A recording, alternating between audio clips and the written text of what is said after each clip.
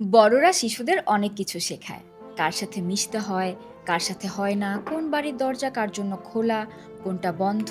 আর ছোটরা সেটা মেনেও নেয়, কারণ বড়রা যা বলে সেটাই তো নিয়ম। কিন্তু কেইজিয়া নামের ছোট্ট মেয়েটি তা মানেনি। সে শুধু চেয়েছিল একটা মেয়েকে একটা ছোট্ট বাতি দেখাতে। আর সেই এক সিদ্ধান্তেই কেঁপে উঠেছিল একটা গোটা সমাজ। একদিন বার্নেলদের বাড়িতে একটা বিশাল পুতুলের বাড়ি এসেছিল। মিসেস হেই, পরিবারের এক পুরনো বন্ধু, শহরে ফেরার আগে একটা উপহার পাঠিয়েছিলেন। এত বড় সেই পুতুলের বাড়ি যে দুজনে মিলে টেনে টুনে বাগানের এক কোণে রাখতে হয়েছিল। রঙের গন্ধে আন্টি বেরিলের নাক বন্ধ হয়ে যাচ্ছিল। কিন্তু তিন বোন, ইজাবেল, লটি আর ছোট্ট কেসিয়া, সেই গন্ধের কথা একটুও ভাবেনি। তারা শুধু তাকিয়েছিল সেই বাড়িটার দিকে হা করে। পুতুলের বাড়িটা ছিল সত্যিই অসাধারণ।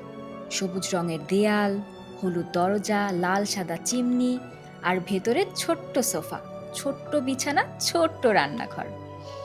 সবকিছু এত নিখুঁত মনে হয় যে সত্যিকারের একটা বাড়ি, শুধু ছোট করে বানানো। কিন্তু কেজিয়ার চোখ আটকে গিয়েছিল একটা ছোট জায়গায়। ডাইনিং টেবিলের মাঝখানে একটা ছোট্ট বাতি, হলদে কাচের সাদা গ্লোব দেওয়া। সে যেন বাকি সব দেখেই না, শুধু সেই বাতিটার দিকে তাকিয়ে থাকে। মনে হচ্ছিল বাতিটা যেন তাকে বলছে, আমি এখানেই থাকি। পরদিন স্কুলে গিয়ে তিন বোনের মুখে আর কথা নেই। ইজাবেল সবার আগে বলবে। এটা ঠিক হয়ে গিয়েছিল আগের রাতেই, সে বড়, তাই সেই বলবে। লটি আর কেজি শুধু পাশে দাঁড়িয়ে মাথা নাড়বে। লাঞ্চের সময় স্কুলের সব মেয়ে ইজাবেলের চারপাশে জড়ো হয়ে গেল। সেই পুতুলের বাড়ি দেখতে কে আগে যাবে, কে পরে, সেই নিয়ে রীতিমতো প্রতিযোগিতা। সবাই ইজাবেলকে খুশি করার চেষ্টা করছে, কারণ সেই ঠিক করবে কে আগে যাবে। কিন্তু ভিড়ের একটু দূরে চুপচাপ বসেছিল দুটি মেয়ে, লিল আর এলস কেলভি। তারা জানতো তাদের ডাক আসবে না, কোনো দিনও আসবে না।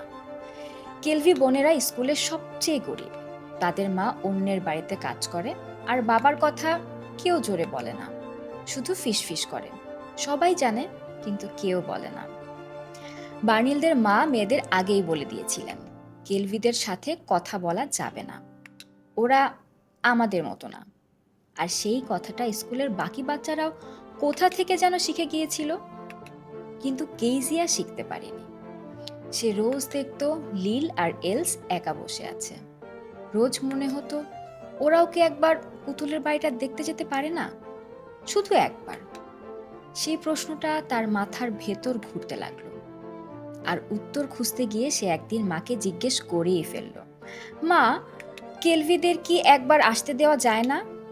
মা সাথে সাথে বললেন, না, শুধু এইটুকুই, কোনো কারণ নেই, কোনো ব্যাখ্যা নেই, শুধু না। কেজিয়া চুপ করে গেল, কিন্তু মনের ভিতরে সেই প্রশ্নটা থেকেই গেল।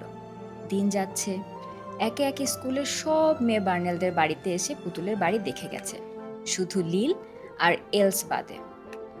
ওরা দূর থেকে চুপচাপ শুনতো বাকিদের গল্প, কত সুন্দর বাড়ি, কত ছোট ছোট জিনিস। একদিন স্কুলে একটা ঘটনা ঘটল, যেটা এলসকে কাঁদিয়ে দিতে পারত।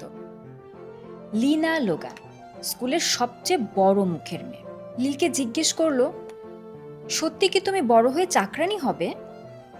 কথাটা শুনে সবাই হাসলো, কিন্তু লিল কিছু বলল না, শুধু লজ্জায় একটু লাল হয়ে গেল।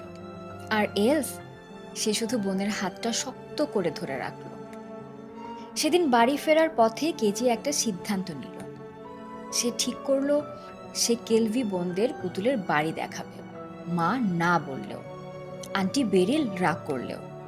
কিন্তু সুযোগ কখন আসবে, কিভাবে আসবে, সে জানতো না, শুধু জানতো একদিন না একদিন সুযোগ আসবেই। তোমাদের কি মনে হয়, ছোট্ট মেয়েটি কি সুযোগ পাবে?